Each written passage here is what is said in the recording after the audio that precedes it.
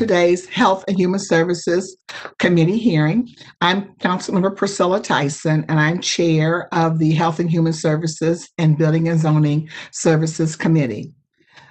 Before we begin, please be aware that this hearing is being recorded for rebroadcast on Cmte, the Columbus Government Television Channel 3. The rebroadcast schedule is available at www.columbus.gov. The subject of this afternoon's hearing is the 2021 budgets for Columbus Public Health and the Department of Development's Human Services related funding as proposed in the Mayor's 2021 operating budget.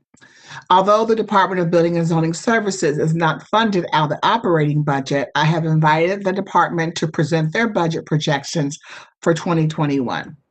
On the agenda this afternoon, we have Health Commissioner Dr. Mashika Roberts, who will speak about funding for Columbus Public Health. Additionally, we have Hannah Jones, who's the Deputy Director of Community Development for the Department of Development, who will present on the Human Services funding. And then we'll also have Scott Messer, a Director of Building and Zoning Services, who will present the budget for the Building and Zoning Services Department. The city's health and social services funding provides an opportunity to serve our most vulnerable residents. Our first speaker is Health Commissioner Dr. Mashika Roberts.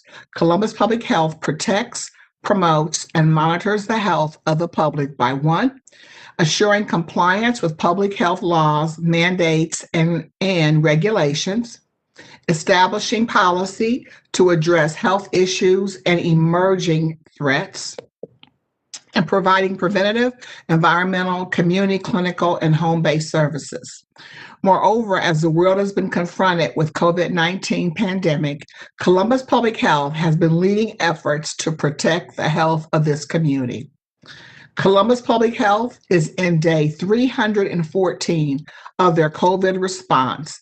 As of yesterday, there were 40,754 cases of COVID, up from 928 from Monday. So 928 more just from Monday in our jurisdiction, and 512 deaths. A part of Columbus Public Health's 2021 strategic budget priorities is to lead Columbus in the reduction of the spread of COVID-19, increase the public health workforce to respond to COVID-19 in order to advance the community's health and economic recovery. There has been a heightened focus on racial equity, with the mayor calling for action on this matter in his 2020 State of Our City. In June, the demands for racial justice intensified, with protesters stressing the need for police reform. This budget is responsive to the requests we heard from the community. The 2021 budget includes $500,000 in new funding to address increased violence in our community. Intervention and prevention measures will be implemented in Columbus neighborhoods with the highest rates of violence. The health department will partner with Columbus Public Health in a new approach to making neighborhoods safer by teaming a licensed social worker with a crisis intervention trained police officer to respond to the mental health request. New funding of $1.8 million will allow these specialty units to provide appropriate de-escalation, post-incident follow-up, and connection to the necessary services. In addition, as a part of the comprehensive neighborhood safety strategy, Columbus Public Health's budget will continue funding for the Columbus Care Coalition, a collaborative program led by CPH to address community trauma. Additionally, another component will be the comprehensive neighborhood safety strategy is in the Violent Crime Review Group, a multi-departmental committee working to understand and lower the rate of homicides, is funded at $129,000. And additionally, there will be funding for primary One Health centers. I know Dr. Roberts will cover the areas I mentioned and more. And with that, I'd like to turn the hearing over to Dr. Roberts to provide additional details on the department's 2021 budget proposal. Dr. Roberts, the floor is yours. Well, thank you. And good afternoon, Chair Tyson and other members of council who might be joining us this afternoon. I really appreciate the opportunity to highlight Columbus Public Health's proposed 2021 Health Special Revenue Fund budget of $41,729,513. As you know, and as you shared, Columbus Public Health has played a lead role in protecting the health and safety of our residents during the COVID-19 pandemic. COVID-19 has had a tremendous impact on our work this year, and our target budget is reflective of that impact as it will continue on until 2021 as we continue to battle this once in a lifetime pandemic while still meeting the critical public health needs of our community. Our 2021 target budget reflects an increase of $6.5 million from last year's budget as we continue to fight COVID-19 and expand programming for strategic priorities, critical needs, as well as health services. We are excited about the new anti-violence plan that is part of our proposed 2021 budget. This budget expansion in the amount of $500,000 will help us address increasing violence in our neighborhoods with the highest rates of violence. This plan will maximize our anti-violence and prevention work in the communities of Linden, the Hilltop, as well as the South Side by embedding staff in the community to prevent and respond to violence with greater capacity as well as flexibility. Columbus Public Health staff will work with the Departments of Safety, Neighborhoods, as well as Rec and Parks to reach at-risk individuals and provide trauma support and links to needed community resources. By building relationships with hard-to-reach populations, this plan will help reduce the social cost of violence, including medical costs, lost wages, and reduced quality of life. Likewise, as you mentioned, the new funding of $1.8 million will allow Columbus Public Health to partner with public safety to make neighborhoods safer by placing a licensed social worker with a crisis intervention trained police officer to respond to mental health requests. These new special units will provide appropriate de-escalation, post-incident follow-up, and connection to critical services in our neighborhoods. Additionally, support for primary care services in the amount of $4 million is also included in our budget to provide access to care for our residents. Of that amount, $1 million will be formally bid out to classified federally qualified health centers, also known as FQHCs, to increase primary care services throughout our community. A $250,000 reduction will be reallocated to expand evidence-based home visiting through Healthy Families of America. These home visiting services will provide wraparound social and nursing support to more women and babies to help reduce infant mortality in our community. As we continue to battle COVID-19 into 2021, including distribution of the anticipated vaccine, we will continue to provide the basic public health services that our residents depend on to live healthier and safer lives, including immunizations, women's health services, STD services, outbreak response, food inspections, as well as birth and death certificates. Our proposed 2021 budget allows continued provision of public health services that are mandated, as well as the priority programs that the Board of Health deems minimally essential to meet Ohio's public health standards. In closing this afternoon, I just want to assure you and the public that your investment means quality public health care and protection will be available for all residents during this pandemic, as well as the days that lie beyond. We will continue to operate with the high efficiency and effectiveness that we've been doing to serve the health and safety needs of our entire community in these very challenging times. As always, we appreciate your support, Councilmember Tyson, as well as the partnership of Columbus City Council through this process and all year long as we continue to work to protect the health and improve the lives of all of our residents. I would be happy to answer any questions that you have at this time, and thank you again for your support. Thank you, Dr. Roberts. I do have just a couple questions. The first one I will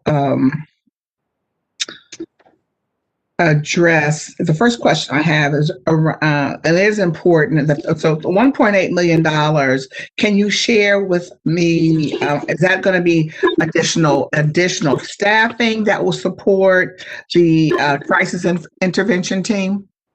Yes, it will absolutely be additional staffing than what we currently have in the form of social workers. So we will be working with safety and be hiring new social workers to help fulfill that mission and that new function. Well, I attended the hearing yesterday from the public safety hearing, and just learned that there had been 20,500 calls for mental health services with the CIT team, and that 6,000 of them required going to the hospital, and of the 20,399 of them were arrested for some behavior. So just those numbers are, pretty staggering, but certainly the number of calls and the individuals that had to be hospitalized were certainly, and then those had to be arrested compared to the number of calls. I think that is a positive outcome. But again, I know that they were saying they were needing additional resources to be able to go out and with a number of calls for mental health. So I do appreciate that you're going to do that. I do have another question, and maybe how I read it in the budget book. So when I looked at primary one, I think that previously the budget was 4.3 million a year ago, and of course this year it's 4 million to support the how I read it was a $300,000 reduction in terms of funding primary one.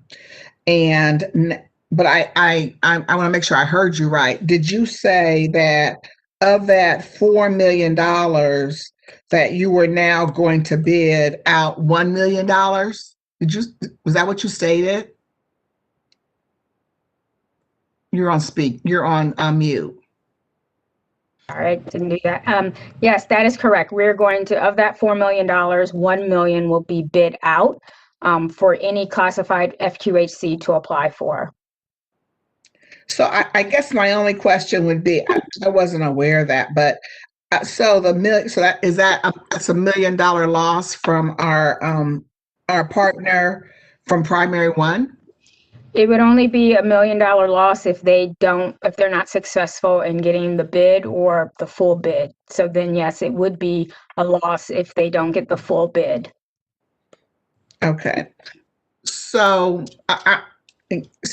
all right. So I'm just was it so the full was for four they received 4 million last year? Correct. So this could be a reduction of anywhere up to $1 million if we're looking for other FQHCs to bid on the dollars. Is that? If other FQHCs are successful in bidding for it, yes, you're right. It could be a loss of up to 1 million. All right. So, and then I would ask, I know that we're going to have a speaker because I wasn't aware of that. So, in terms of our relationship with them, if they're not successful in getting that $1 million, have we thought about, what that reduction would mean to one of our strongest healthcare partners? This has been shared with Primary One. We shared this with them, if I'm not mistaken, first quarter of 2020. So this should not be a surprise to them. Okay.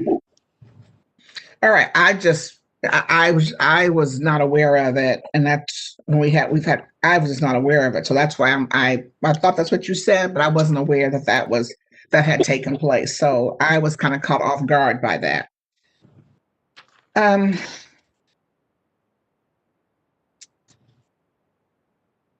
So, and the last, I guess I will just ask, and this is just any of our partners that we're working with during this period of COVID, and we're still relying on our FQHCs to work with us.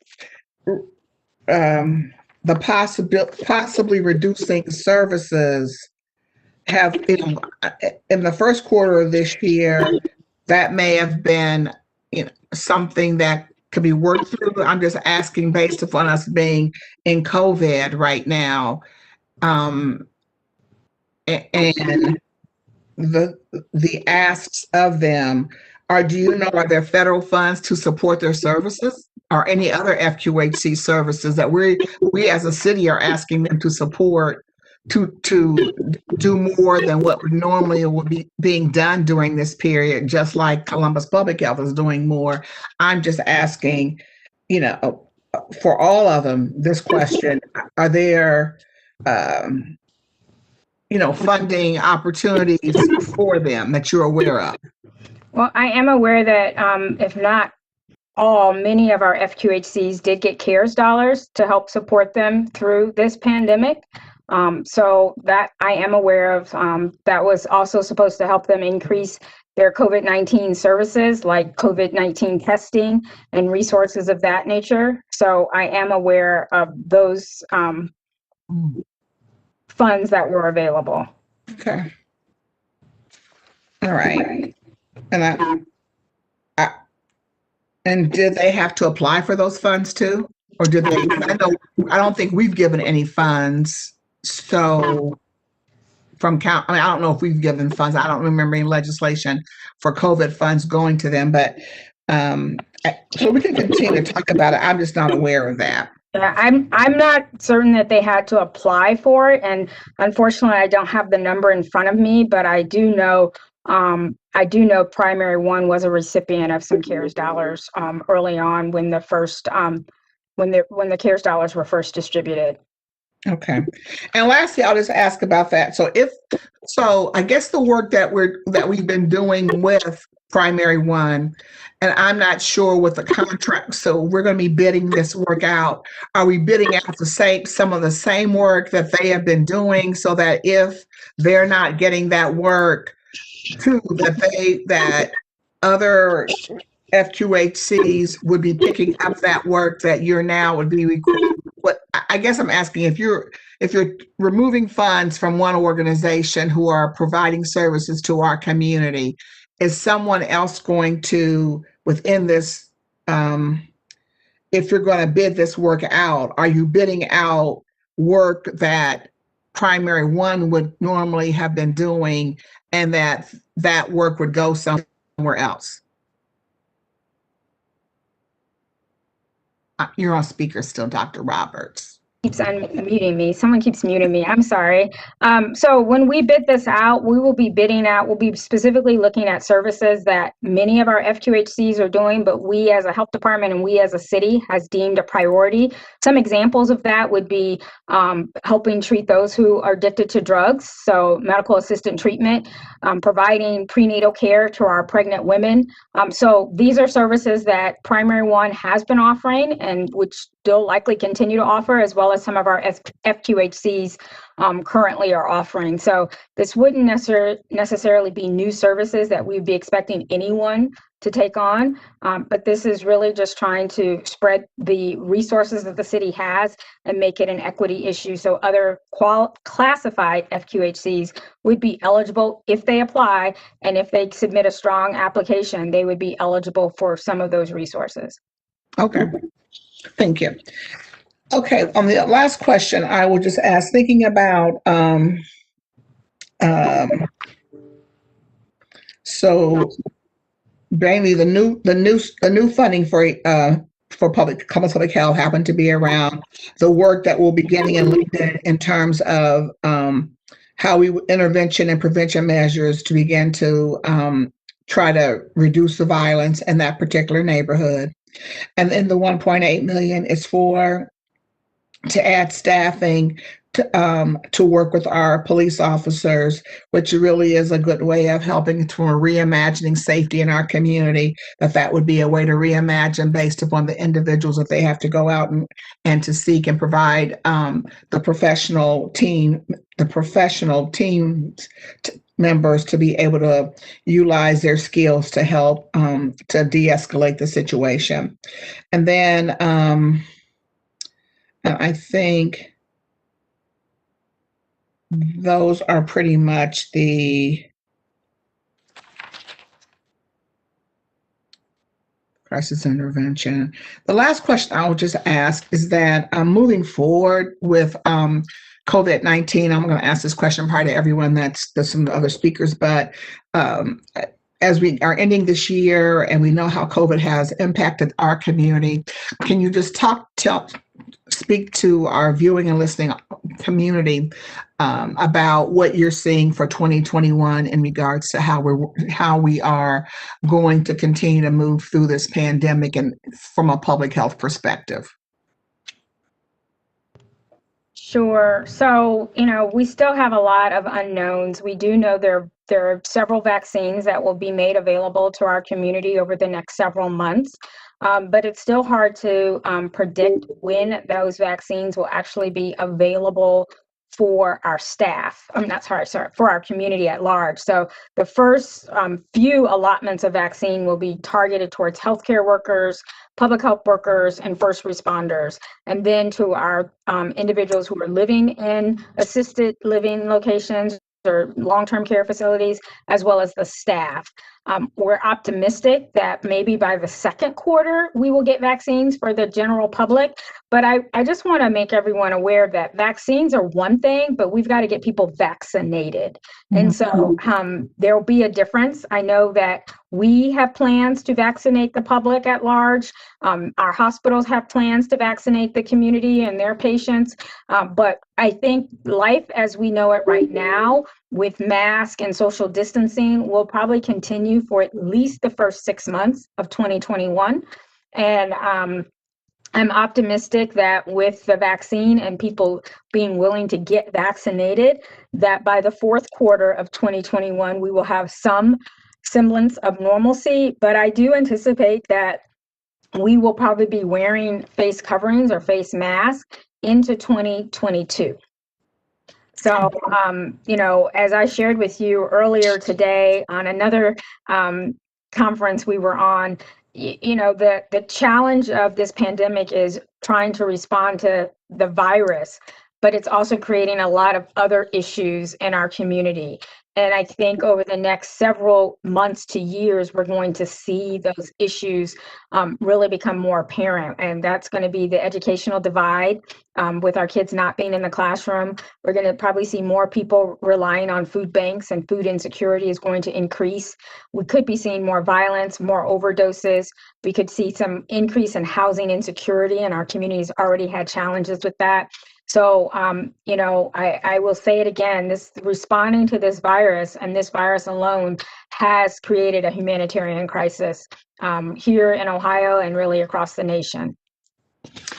And I would agree with you. And I am concerned, especially, and this is something that I think we're going to have to be advocating for, just as we're talking about right now with our FQHCs, because if individuals who either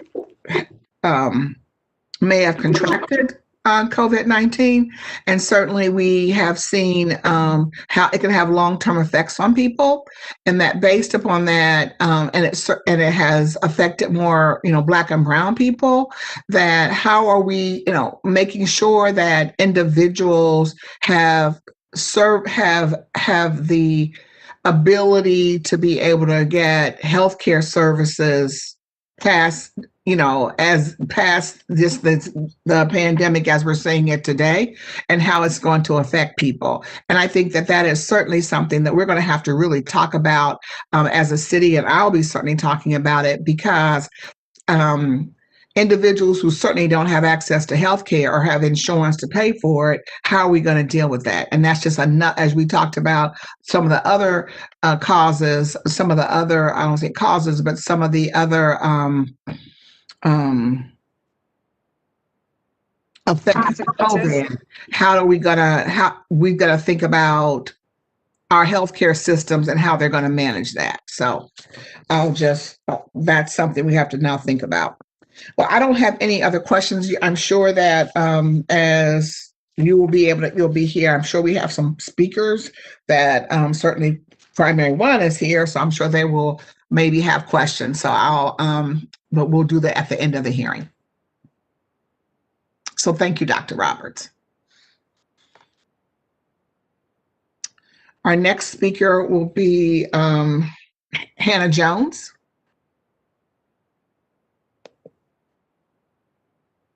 from Department of Development. Hannah, the floor is yours. Good afternoon, President Hardin, Chair Tyson. Today, I will be presenting the portion of our department budget that supports our social service agencies and the services they provide to Columbus residents. The overall Human Services Grant Program budget is proposed to remain at $5 million. $3,638,000 from the general fund and an estimated $1,362,000 from the Emergency Human Services Fund. As we began 2020, our team was starting the process to establish a new competitive grant process to award this year's funding. Unfortunately, the impact of the pandemic, both on the city's resources as well as the needs of our residents, has caused us to reevaluate that option for 2021. Recognizing that recovery from the pandemic is our most critical need and that the stabilization of our social service providers is essential to building that path forward, we are recommending that we provide an additional year of support to the previously awarded agencies instead of engaging in an entirely new process. One of our major considerations in making this recommendation is that we still do not have a true understanding of the impact that the pandemic will continue to have on our bed tax revenue. The funding source represents approximately 1/3 of the Human Services budget. While we are currently projecting full funding for all of the grantees, the final contract amounts will be contingent on the amount of bed tax revenue that the city receives in 2021. We will use 2021 as a year to engage with stakeholders and to gain a better understanding of their long-term needs and how priorities have shifted due to the long-term impacts of the pandemic, as well as continuing our advocacy at a federal level for additional crucial support. While not directly related to the 2021 budget process, I do want to acknowledge the key role that our human service providers have played in assisting the city with the deployment of over $26 million in CARES Act funding this year. From the purchasing of technology to enable remote learning, telehealth, and mentoring to the provision of basic needs, including food, clothing, PPE, diapers, and other basic necessities. We've made over 1,347 payments for delinquent gas, electric, and water bills and provided rental assistance to over 3,000 households. These organizations have served as a bridge to resources that our community has so desperately needed, and we appreciate the leadership of City Council to ensure that they continue to receive our support. And I'm happy to answer any questions that you or any other members may have. Thank you.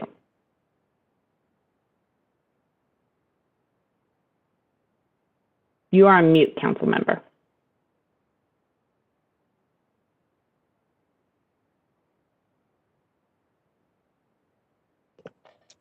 Thank you. I will not come back. So as you just stated that this year really did mark a 2-year grant cycle. And again, I know the nonprofits that we have supported in the previous 2 years are certainly offering services to address some of the critical needs of our residents. And so those grants focused on economic insecurity to economic security, and the city's investment priorities included income through employment, job quality, education and training, financial capability, and stabilization and resource support. But I also, I just want to ask a couple of questions because right now, the $5 million is in the budget. You're saying 3.4 is coming from the general fund, will be from the general fund, and the 1.3 would be the Emergency Human Services, which would be part of the bed tax dollars that we're anticipating that. So that's the $5 million. And so I just want to, there are a couple things. One, so we must feeling relatively comfortable that we may get to the 1.3 million. So, and then I know there is a total previously the funding, and I think you may have talked to my office, but previously, you know, there are some nonprofits that certainly were also utilizing those dollars. And if we're going to still have a total of $5 million, we will need to have some discussion because you did not spend, because if you're going to have that same amount of money, those dollars did support some initiatives that council had in those dollars. So that I want to make sure that that we're not going to want to move away from that. I'll just share that with you. So, and I'm happy to continue to have that discussion with you as well as with Director Stevens. So we will not want to do that. So the other question I'm going to ask is, so the nonprofits that we funded last year, as I looked over the list of some of them, and I know that they all do need money because they will need funding because many of them couldn't have fundraisers, but they've looked at maybe providing services in different ways. So I am not trying to say let's not fund them. I do have a question though about how are they able to continue to provide some of those services during COVID. Some were in school, were programs where it was really they were doing programming that were face-to-face group programming. So I would like, before, I know we're not going to pass this budget until next year, but I would certainly like for your department to be able to take a look at all those organizations that are being funded and see how they have had to restructure their programming to be able to meet the needs of their our residents that they stated that they were going to be working with. So I'm not trying to say let's not fund them. I just want to understand how they're doing it. Absolutely. I think that's a very critical question, and I really appreciate you raising it because, quite frankly, we're still trying to figure out how exactly the contracting process will work. This year we ended up breaking up the contracts between General Fund and CARES Act, which was thankfully able to replace lost bed tax revenue. So, we're going to have to figure out how we deploy the funds in a manner that matches our budget process. And I think that's a critical question is, are we still funding the right thing? And if it's only that we end up having partial amounts of money, where do we deploy it the most with the most impact? So I think that's very fair of you to ask. And I'm hopeful that, and I know we have a speaker that will be coming up, but another, just a concern as we're moving into 2021, and we just heard from Dr. Roberts, and I've always said this, I don't think we'll see some sort of normalcy until 2022. And so could you share with me, well, two things. I'm hopeful that the federal government will certainly have to help support our cities and our state to continue to provide resources to our community. I'm going to ask this question of one of our speakers. But from your perspective, have you, what are the types of conversations that you are having with thinking about our federal partners to look at resources to continue to help our nonprofit organizations during 2021? So I think the first and most critical one is the extension of the deadline to use CARES Act dollars. I think as a city, we have done a yeoman's task of getting a monumental amount of money out the door, and our partners have done an amazing job of making sure that it gets to the people who need it. But I think we all know that January 1st represents a number of cliffs that Dr. Roberts has already highlighted. And so any ability to have a longer time to utilize that money that does come back to us is critical, because then we can be thoughtful, to your point about who really needs it and how they provide their services. We've been talking to our congressional delegation about what housing looks like. I think this is another platform to talk about long-term rental assistance and the need for it, because very frankly, we have an emergency need that is outside of the home ownership conversation and even building the number of units. We need places to keep people and keep them in their homes when they're there, especially if the CDC moratorium ends. So we are really trying to focus on talking to as many people as possible. I think that the way that the CARES Act dollars have been utilized just goes to show the level of need, and that need is not going to end with the flip of the switch at the new year. So, okay. So obviously you've stated today that we're not going to look at a new process. So now it is public knowledge, and so I don't know. So from this hearing, you will now, I guess, begin to share the information with the nonprofit organizations. Okay. Yes. All right. Well, I don't have any other questions. Thank you very much, Hannah. Thank you. Mm-hmm.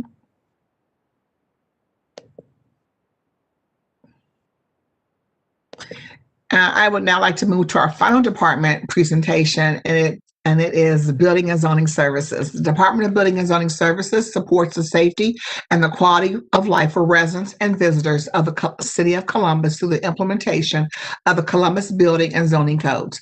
The department is organized into 4 sections, including building, zoning, site engineering, and customer service. In 2021, the department will continue its efforts to enhance services by increasing efficiency through technology and streamlining processes. To provide additional details on the department's budget, I would now like to turn it over to Director Scott Messer. Good afternoon, Director. Good afternoon, Chair Tyson, President Harden, all those who are listening in. Thanks for that introduction. It's my pleasure to be able to talk a little bit today about the Department of Building and Zoning Services and our budget for 2021. Like a lot of folks out there, we have struggled a little bit being a revenue-based department. We are down about 9% in revenue for the year of 2020, and we expect that to continue into 2021. Our 2021 budget for building and zoning totals just over $23 million. By comparison, our 2020 approved budget was just over $25 million. So we have reduced that budget down going into 2021. We have 161 full-time employees and 9 part-time employees. Contrasted to 2020, we had 164 full-time employees and 17 part-time employees.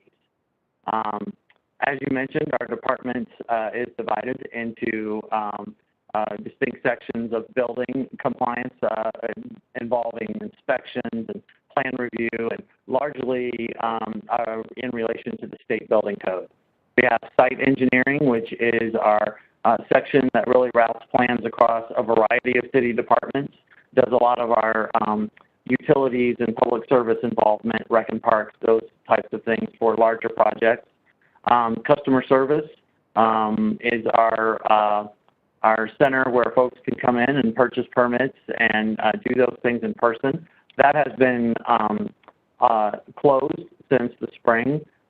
We would get probably 200 customers a day that would come in to our customer service counter, and that is not prudent during the crisis that we're in now. And so we largely do everything online. Folks are able to purchase all their permits through our website, pay for those permits. We do have an exchange where folks can drop plans off. We review those, and then we put those back out for folks to pick up. So we're doing really well throughout this year during these challenging times. It is a credit to the team here and support from our partners at DOT that we have been able to launch so many programs that allow us to do so many permits and functions of our department online. We're able to do a lot of virtual meetings as well as a lot of virtual inspections and permitting and that type of thing. Our revenues are not general funds. Our budget is not general funds, so we rely exclusively off of the funds that we bring in from our revenues from permitting and associated activity. Next year, we do expect revenues to be down probably between 21 and 22 million. And that's just a lot related to the crisis that we're all in. Permitting volume is still doing pretty well, but we are seeing a big drop in some of our larger projects, and that's having a hit on our revenue. We do have a reserve fund that we're able to fund when we have years where we do a little better, and so that reserve fund allows us to cover some of our expenses even in these kinds of trying times. One of the things I wanted to highlight going into 2021 is we are doing a pretty major project on the zoning side of the house. We have recently launched a 2-phase project, which is designed to update our zoning code. We are looking to really update our zoning code in a more substantial, meaningful way, really to align it more with some of the goals and objectives that we have as a city around growth management, affordable housing, job creation, neighborhood vitality, transportation. All of these activities are affected by the zoning code. And so we are launching a project. We've selected a national consulting team, Lisa Wise Consulting, who brings a lot of solid experience from around the country updating zoning codes. They have brought in a lot of local consultants, NKSK, Warhol and Wall Street, for example, that are going to be involved in this project. And when I say it's a two-phase project, the first phase going into 2021 is largely going to be an evaluation phase where we look at our zoning code, estimate changes that are necessary, really go out and involve a lot of stakeholders around the city, neighborhood groups, other associated entities and citizens that have a lot to say about our zoning code. So for 2021, you'll see quite a lot of communication going on between our consulting team and our department and a variety of stakeholders around the city to really start to ascertain what kind of meaningful changes could we make in the zoning code, the purpose of which is to really usher in a new era of growth for the city with a better strategically designed zoning code. We're excited about this project. It's a large undertaking. Phase 2, which would come probably more in the 2022 timeframe, would be to really look at making meaningful change. Whereas 2021 will certainly be an exciting time to really talk through what our opportunities and goals and where the city is headed. So I'm excited about that opportunity. I'd be happy to answer any questions either about that or about our budget. And Councilmember Tyson, just want to really express my gratitude and appreciation for you and your team's support, throughout this year and going into next year. A lot of these projects, your team's been instrumental in helping us through, and our budget and a lot of the zoning issues as the zoning chair. We've been very busy on the zoning side and expect to continue that to next year. So thanks again for your support, and I'd be happy to answer any questions. Thank you, Director Messer. First of all, I just want to, I'm glad that you were able to present today. I think it's important that we share the work that your team does, and certainly in terms of the growth of this community, in terms of the building in our community, which we know, whether it's looking at the residential building or new businesses are here, or even how families are building onto their homes, et cetera, that the key role that building and zoning plays, and again, that your funding of your department is certainly just based upon the permitting and then after permitting, the other fees that your team brings in based upon the work that you do. You just mentioned that your revenue was down. Luckily, you do have a rainy day fund, and that you're also thinking that that it may be, even though this budget is $23 million, you're thinking that it may still be even lower in 2021. Is that correct? You said between 21 and 22 million. Is that right? That is correct. And so, and you mentioned that there may be some of the larger projects may not be moving forward. And you see that as based upon, because of COVID and funding, what do you attribute that to?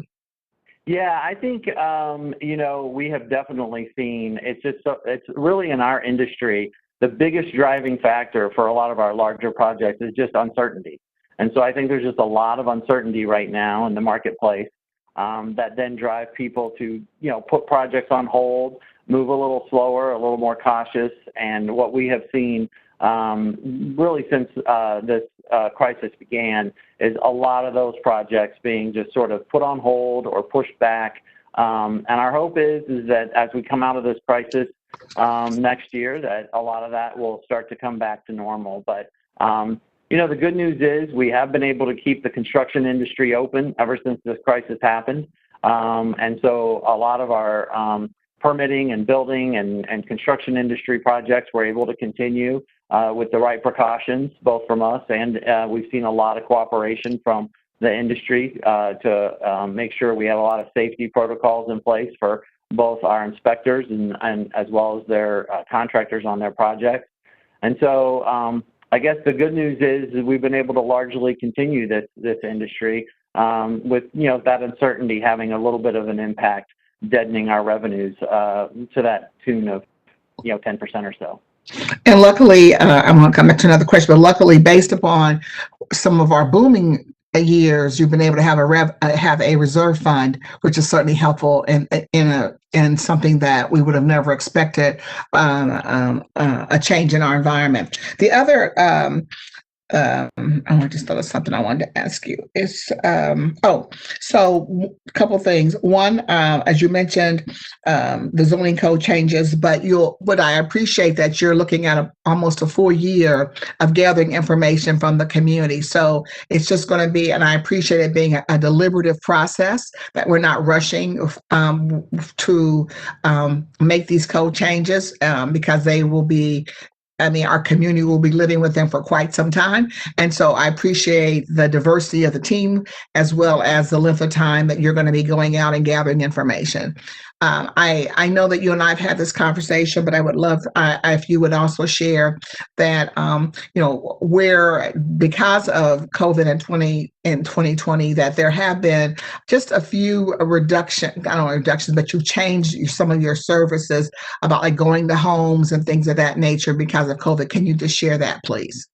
Sure. I already mentioned earlier, the biggest change has been not being able to have our front counter open on a daily basis for folks to come in and out. But as I said, many of our services are still offered through virtual web access or through, drop off and pickup policies. But beyond that, we have, early on, we stopped doing residential home inspections. This was back in the spring when COVID first was, running its course, and we felt that it was prudent not to go into occupied homes and interact with folks, and put into a pretty robust program of virtual inspections where we could have a camera, have people show us the projects, and we could approve inspections virtually.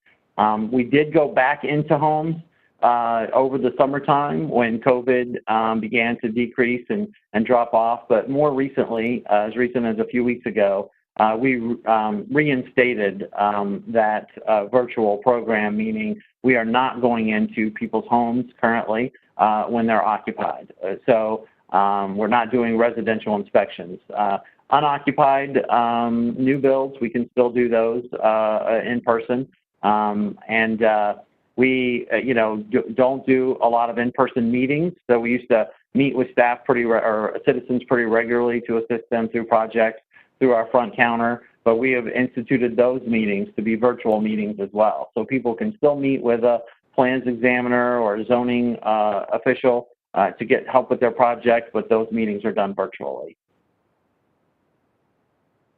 Thank you, Director. And lastly, I'll just mention that I do appreciate the work that you're focused on in terms of diversity and inclusion. And I know that from reviewing your strategic priorities for 2021, you want to continue to develop pathways for women and minorities into plans review and inspection positions, as well as you are going to enhance and inclusion and utilization efforts within department's procurement process. So I appreciate your commitment to diversity and inclusion. So I don't have any other questions for you, Director, and thank you for being here. And I know that President Harden is on the phone. Is with us on the phone. We're all virtual. And I don't know if before we have two other speakers, if President Harden has any comments he would like to make.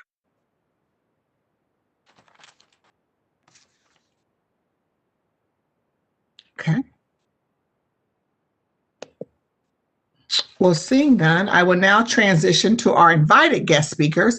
In order to provide quality services and programs to residents, the city must work with community partners. One of our longstanding partners is Primary One Health. To speak on behalf of Primary One, we have the Chief Executive Officer and the former State Senator, Charlita Tavares. CEO Tavares, you may now make your presentation. Thank you. And Chair of the Health. Thank you very much. to President Hardin and to Chair Councilwoman Priscilla Tyson, Chair of the Health, Human Services, and Zoning Committees. Thank you very much for giving us the opportunity to present. Can you hear me okay? Okay, great. Yes. I first would like to share with the members of council and the listening audience, based on the discussion earlier about a budget cut to Primary One Health, that we have a long and very strong partnership with the City of Columbus. I'm going to go through some slides, but I want to address more so our history. Because many people don't understand the history of how Primary One Health, formerly known as Columbus Neighborhood Health Center, Inc., became the City of Columbus's federally qualified health system and service provider for the uninsured, underinsured within Columbus. We were started over 47 years ago.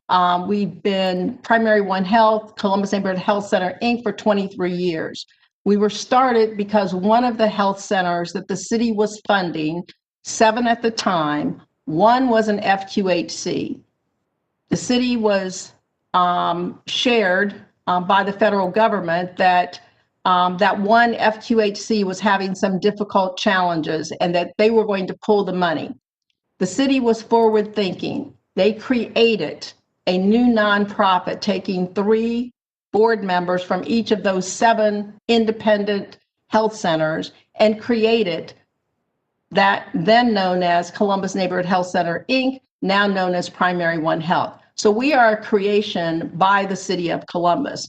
We have grown substantially since 1997 when we became Columbus Neighborhood Health Center, Inc., as a partner of the City of Columbus, as the provider of primary care for the City of Columbus. I share that because history is important, and if you don't know it, we'll make mistakes going forward. Sharing the services that we're providing at this point in time, comprehensive services, including dental and vision, including physical therapy and pharmacy, nutrition. We've got many, many community partnerships, and it's real critical as an FQHC because we address the social determinants of health. We can't do it ourselves. We partner with our human services organizations. That's why I'm glad that Michael Corey with the Human Services Chamber is presenting today as well. We've had a long, as I said, partnership with Columbus Public Health.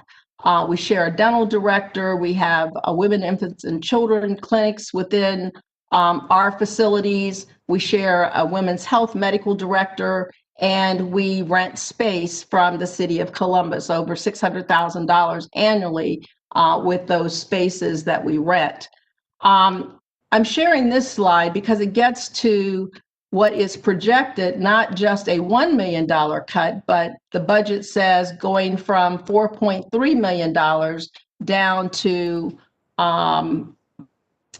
it would be 1 million out of that 4 million, because it's 4 million in the budget. 1 million of the 4 million that we currently receive would be bid out. That was in fact shared by Columbus Public Health back in the first quarter before COVID.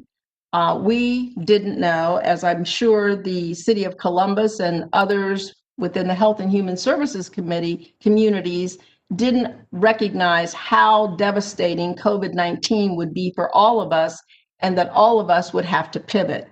The City of Columbus's $4.3 million goes to pay for the co-pays and for services, physical visits of patients in our health centers.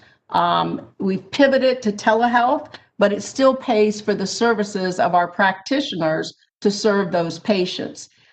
We've served over, for the $4 million, and this is just the flat $4 million, we've served 9,950 City of Columbus patients. In addition, we've provided, if you take the 4 million out of the 2019 figures, because those are confirmed numbers from our Uniform Data System, UDS figures that we have to submit to the federal government, there's an additional $4 million in uncompensated care that we're providing for City of Columbus residents, where we get no dollars from the City of Columbus to serve those additional patients. As you can see, over the last 5-6 years, we're in 2019, we served 23,017 patients with uncompensated care. The average uncompensated care per City of Columbus patient per year is about $402. That gives you an idea of the extent of a cut to Primary One Health. As you can see on this next slide, the average number of patients lost in covered care per 100,000. So for every $100,000 taken away from Primary One Health, it equals about 249 patients. The average number of employees, the loss would be, and this is at the very lowest end, we pay no one less than $15 an hour, and I don't believe anyone is at $15 an hour. That per $100,000, that would cut 3.2 employees. Those are City of Columbus overwhelmingly employees, City of Columbus residents who would have to lose their job. So we're talking patients, we're talking employees. So I'm gonna come back.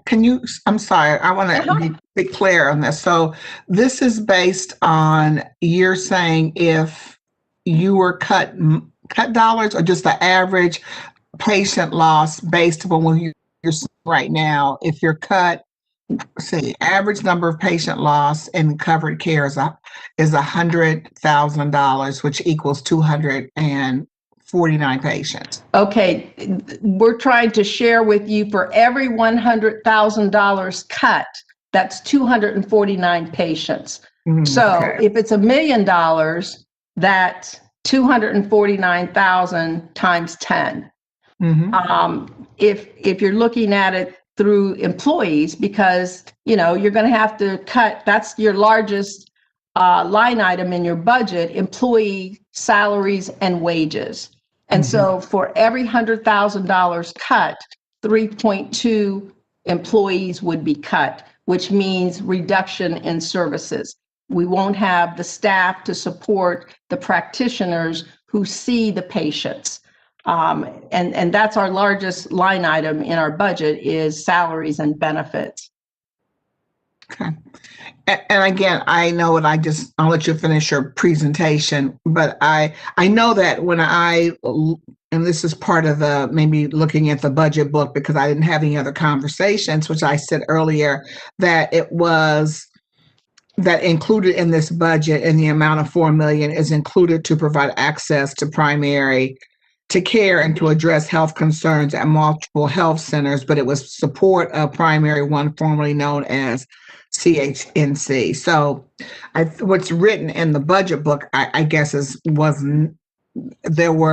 obviously either changes to that, because that's what was in the budget, and that's why I asked that question. But okay,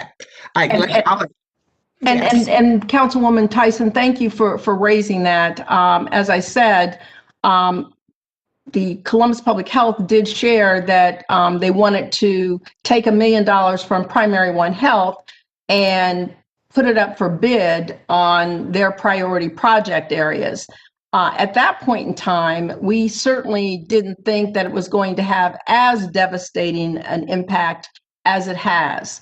If we sustain that $1 million cut, it is going to really hurt the ability of this organization to serve the same number. And we're not talking about expanding services. I guess that's the piece that I want to reinforce.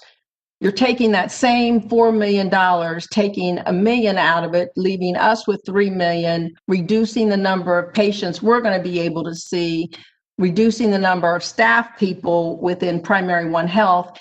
And it's a zero-sum game, because someone else will get the additional dollars. It's not going to be additional patients being served. It's a reduction at Primary One Health so we can increase at another FQHC. I don't begrudge any of my sister FQHCs dollars from the City of Columbus. I just don't believe it's a robbing from Peter to pay Paul for the same number of patients. That to me doesn't make sense. Adding dollars so that other FQHCs can receive dollars to expand care, which we all know in COVID world, more people are unemployed, more people have lost their health insurance, and they're going to need care. This is the safety net. FQHCs are the safety net. And so, if anything, we need more dollars to help provide more care, not the same care throughout the city of Columbus. So that was the point I really wanted to stress. I really wanted to also stress that we have continued to grow in the city of Columbus. We opened 2 new sites in Franklin County in the city of Columbus over the last year. One was at 720 East Broad Street, and then the newest location is at 4661 Sawmill Road, which is in the city of Columbus. It helps to serve patients in the Northwest Quadrant in the Columbus, Dublin, and Upper Arlington areas. Again, we partner with the city, but we also understand that there are pockets of poverty in the county of Franklin. And we know that the city and the county are partners in serving the healthcare needs of our residents. So both of those are in the city of Columbus now, where we used to have a location in Dublin. This location at 4661 Sawmill Road will assist residents in Columbus, in Upper Arlington, and in Dublin. And then this is the 720 East Broad Street location, which is a partnership with Southeast, which is an FQHC, and the ADAM Board of Franklin County. Going back to our statistics, as you can see, we have grown over the last 5 years, with 2016 being at 38,800. Last year, 48,040 patients. This is our demographics. As you can see, disproportionately, our patients are female. Our patients are African American, African, Latinx, and Asian, and other racial and ethnic populations disproportionately here in Franklin County. We have patients certainly that come from the LGBTQ plus community, and then we have about 2% of our patients that are homeless.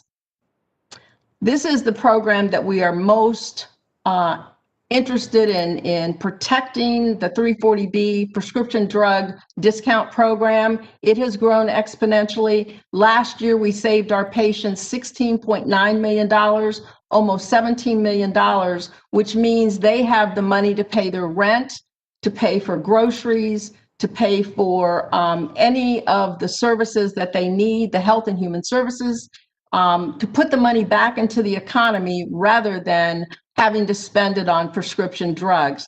This program requires that every dollar saved, every dollar that we generate from the 340B prescription drug discount program must go back into providing services or expanding the kinds of services that we're providing to our patients.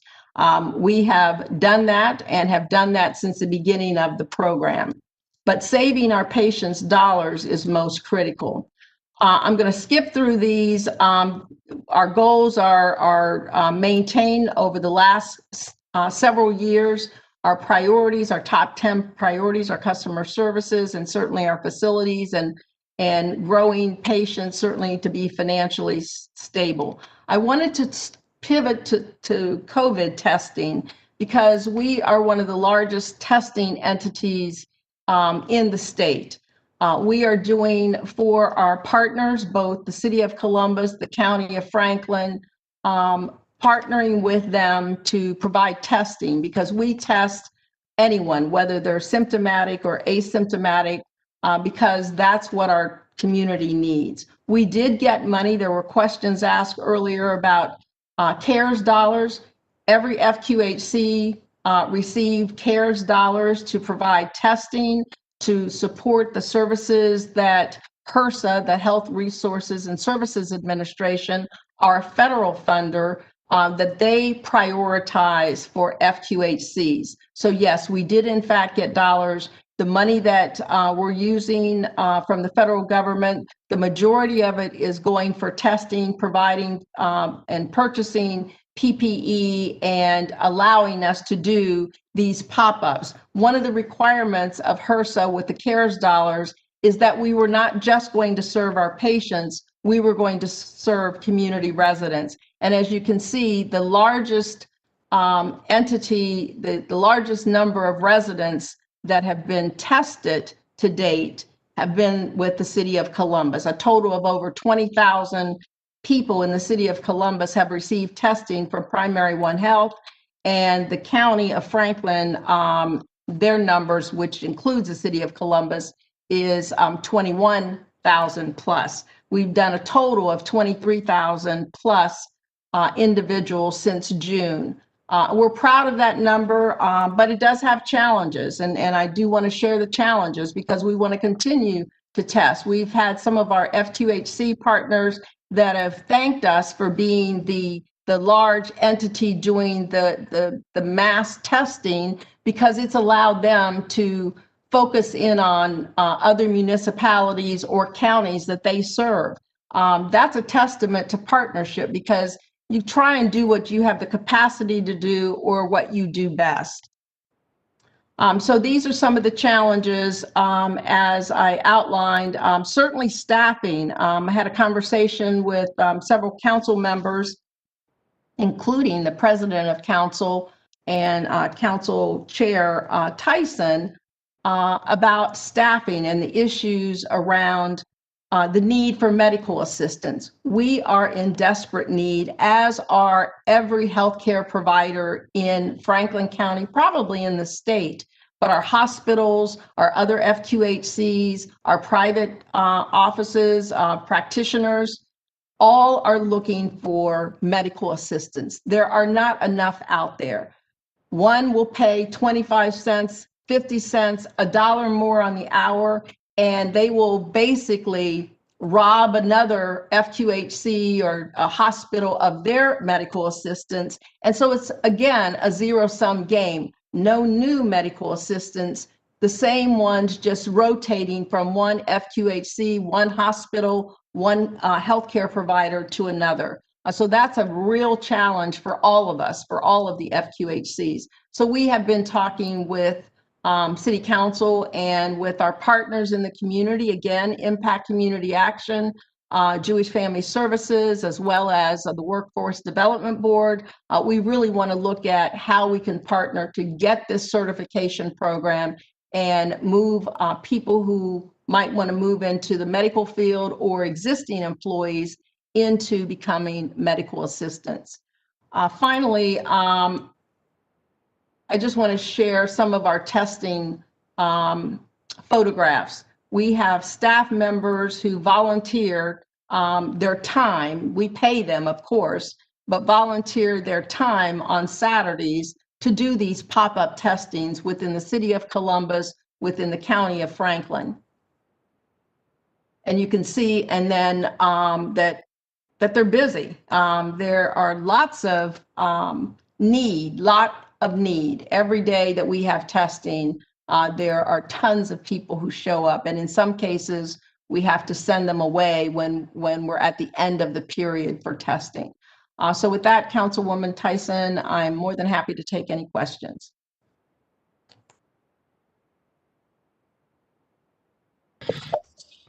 Thank you, Ms. Tavares. I know I asked a question during the presentation, and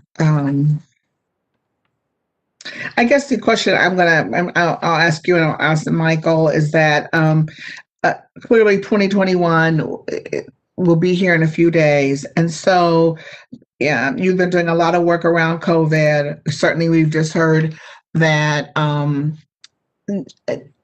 you $300,000 was already lessened from the previous budget, and then it could be anywhere at this point,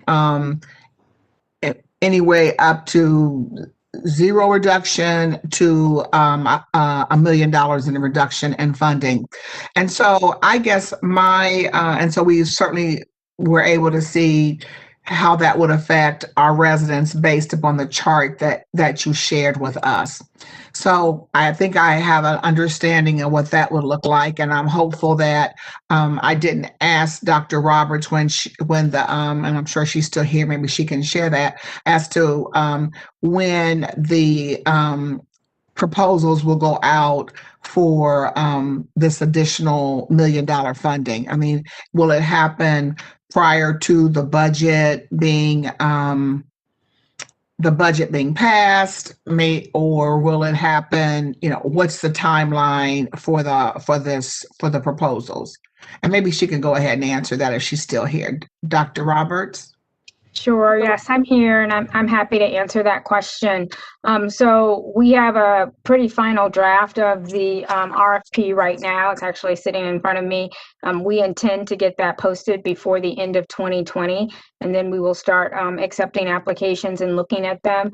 Obviously, you know that we can't fund it until we get the 2021 budget passed. Right. And so I anticipate as soon as that budget is passed, we will be able to announce the recipient or recipients of those funds.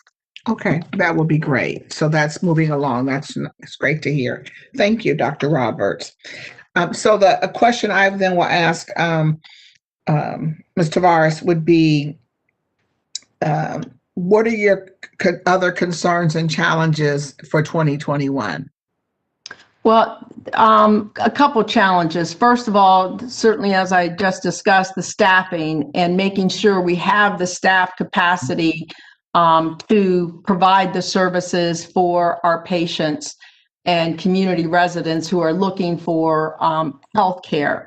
I do anticipate that there's going to be a growth, as I said, of individuals needing health care that now are uninsured because they've lost their job. Primary One Health made a deliberate decision not to lay off, not to furlough any staff members. We wanted to maintain their insurance. So those that might be off on FMLA or FFCRA that are staying home to care for a loved one, care for their children, or to help with online education with their children, they are still receiving their health care benefits.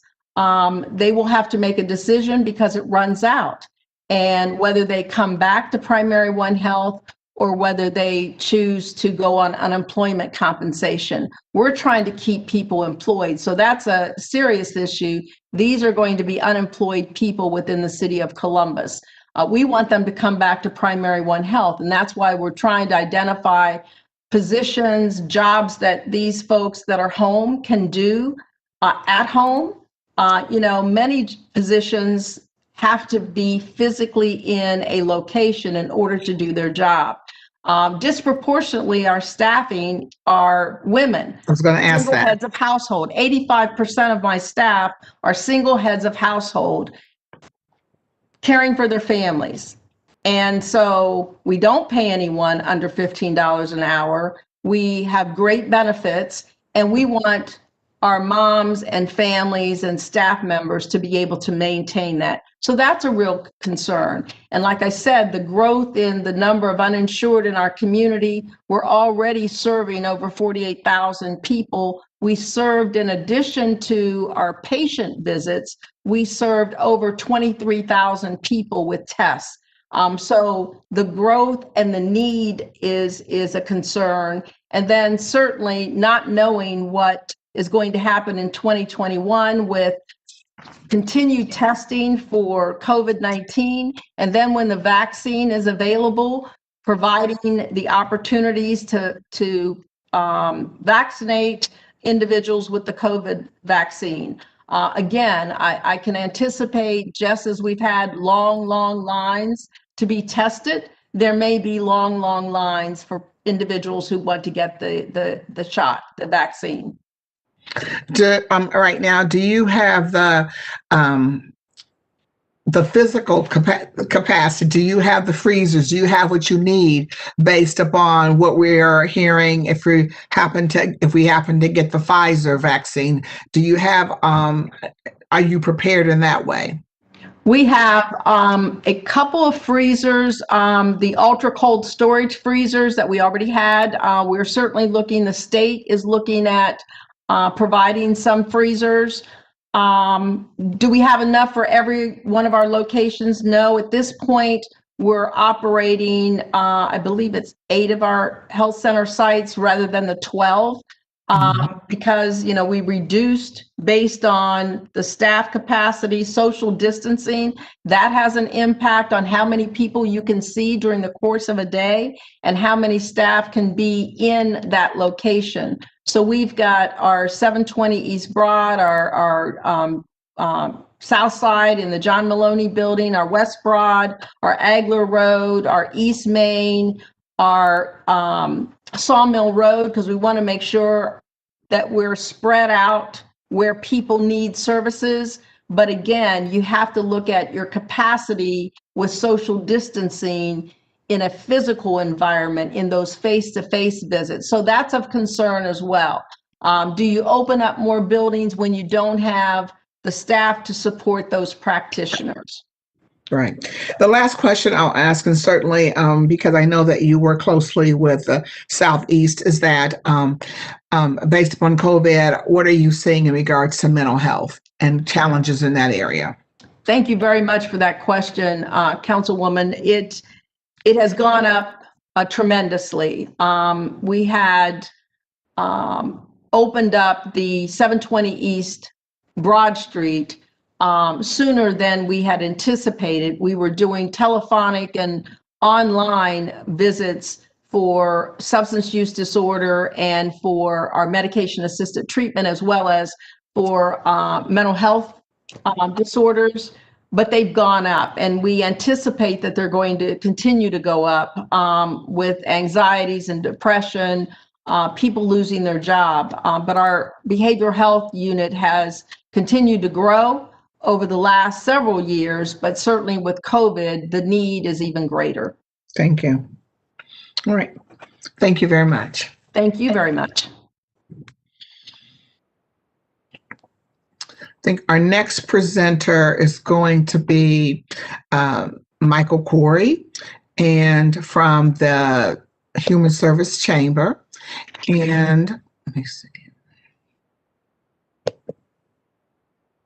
And so, Michael, I'm very happy to see you. I know you are one of our recipients. You were this year for all the amazing work that you've done, that you have been identified through the Columbus Foundation of your work of running the Human Service Chamber in such an excellent manner. But Michael, as the Executive Director of the Human Service Chamber, can give us a presentation about what you are certain, first of all, about the budget, and then also what you are seeing in terms of COVID from the agencies that you work with, and also I want you to share what you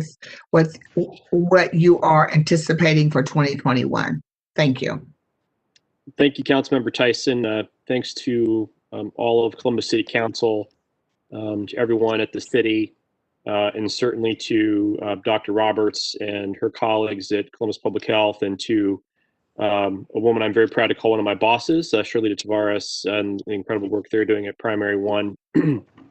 Let me begin by saying we would not be, as a sector, we would not be in the situation that we're in from a positive perspective in terms of being able to provide services as a sector without the support of the city through this. It's been extraordinary in so many different ways, and I'll try to elaborate on that, as well as trying to elaborate on some of the challenges, the many challenges that we're seeing in my remarks. And I'll try to keep my comments as brief as I can so that you can ask as many questions as you would like. I miss our chance to catch up in person, Councilmember Tyson, but given this terrible year, we're all doing the very best we can and working all hours of the night, and I appreciate the responsiveness of you and your team and your leadership through this crisis and supporting the sector. Let me first say, looking forward, everything really hinges on Congress. The spigot to meet the enormous need for the sector here and across the country is only big enough at Congress to really meet that need.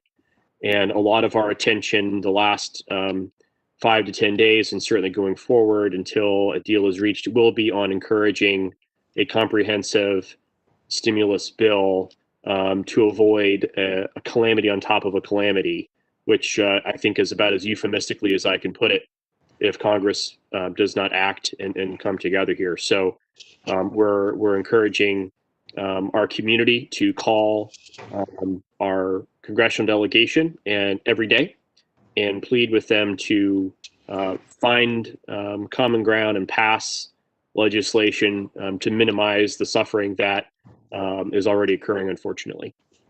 So that will continue to be a focus. I'm optimistic just in tracking the statements and doing some vote counting of where people stand. I am optimistic that something will happen in the next 48 hours, that we'll at least have a preliminary deal, but we need to get that across the finish line before we can take a breath.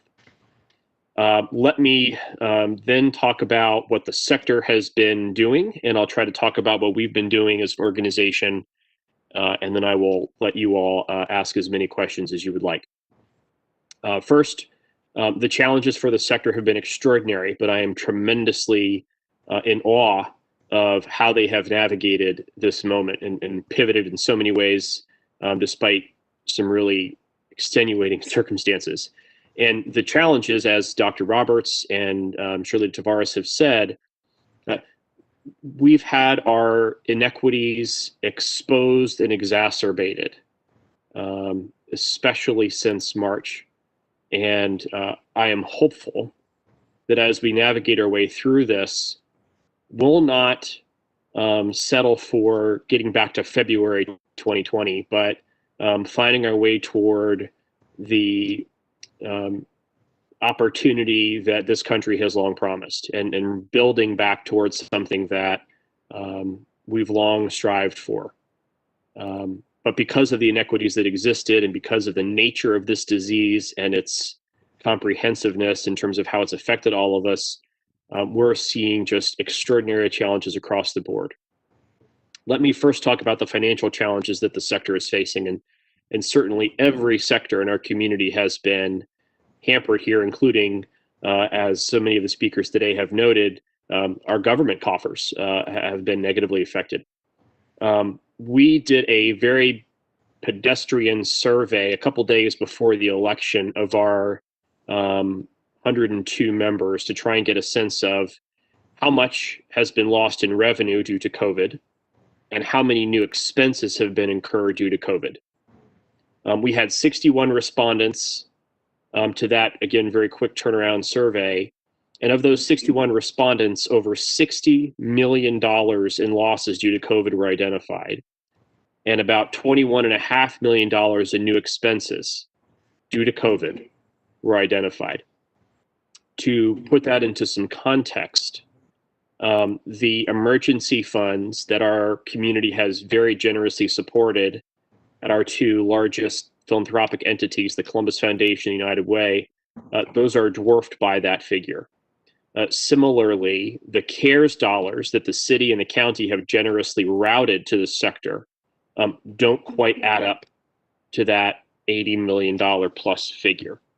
Along those lines, the Resilience Initiative process, which again, the city and the county generously funded and allocated over $20 million just through that process, and certainly many more millions through other processes, they received, to my knowledge, $90 million in asks, despite, because of the enormous need. And that was months ago. That was, I think, in July. The need has certainly grown since then. So I just want to lay that groundwork for how challenging this has been. And yet, I'm not aware of one major nonprofit, certainly none of our members, that has had to close its doors.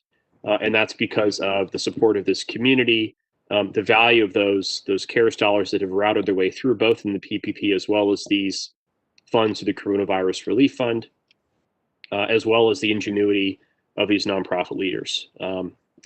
The needs that they're seeing have really taken off in the last month, and certainly they were significant compared to prior years prior to this last month, but a lot of the federal supports are expiring or are exhausted.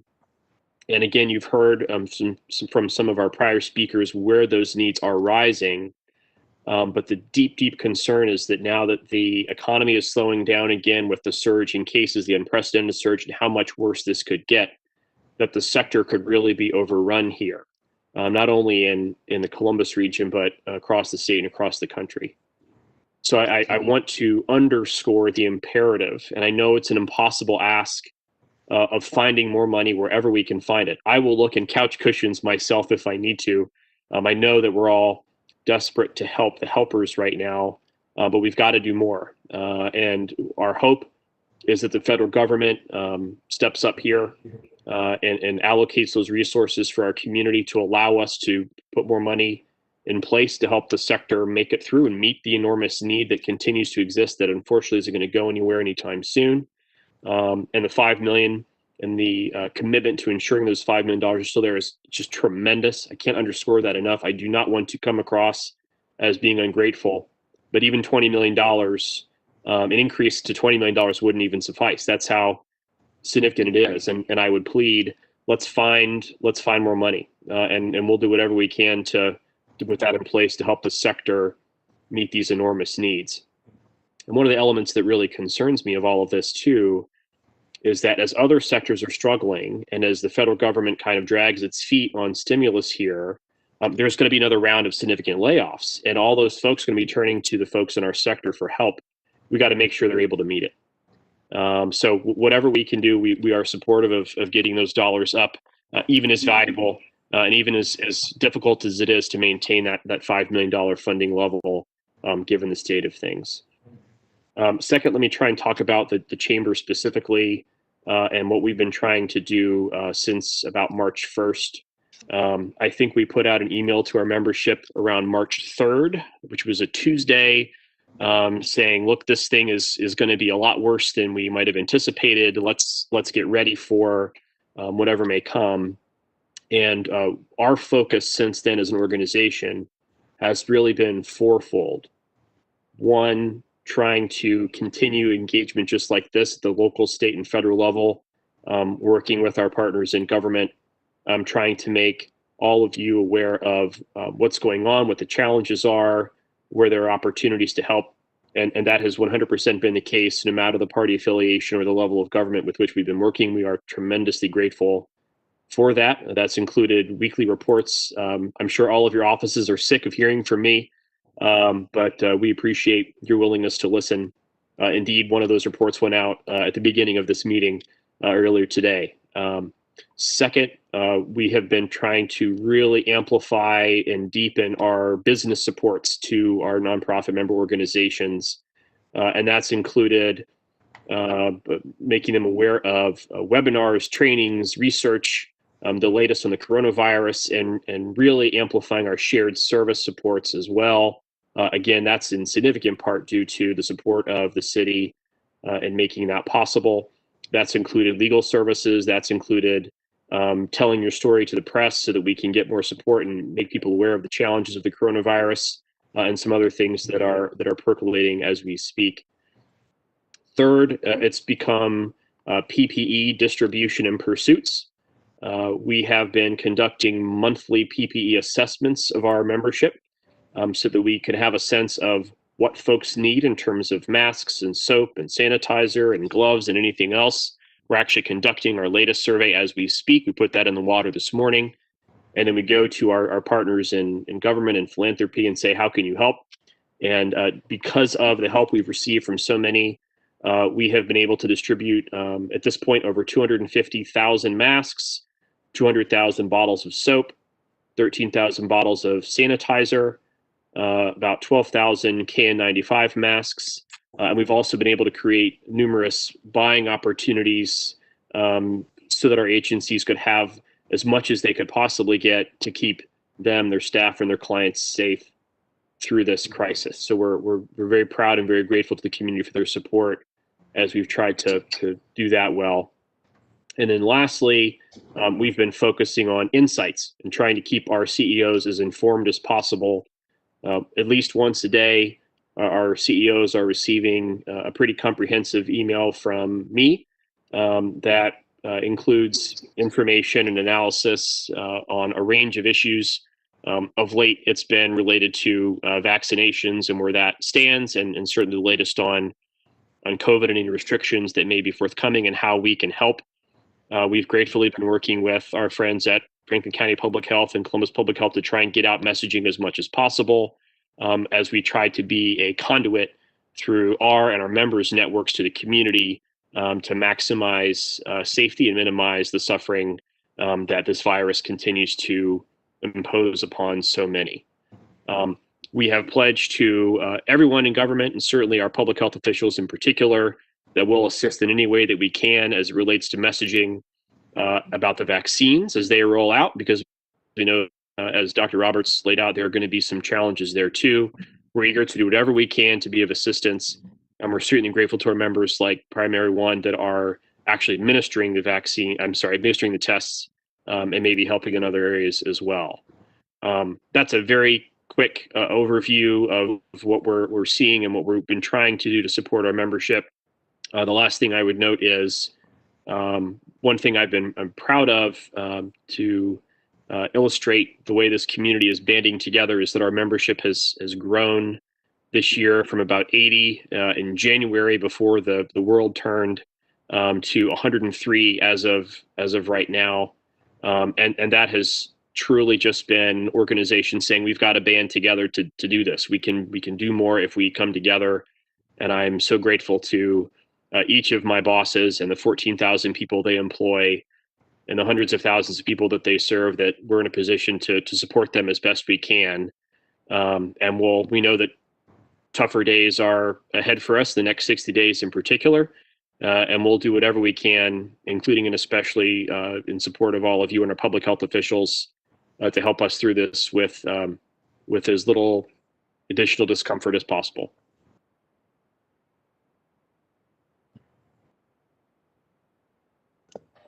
Thank you, Michael. I really don't have any questions. I think you've, when I asked you to certainly speak and ask you what the concerns were that you have been seeing, what your concerns are moving forward, I think you have eloquently shared that with our viewing and listening audience. I want to just really say thank you for the work that you're doing to support not only our human service organizations, but you also mentioned the 14,000 people in which that they serve. And I know each and every day, just because I see here, whether you're on social media providing us with information, how you're working each and every day to provide resources to our families.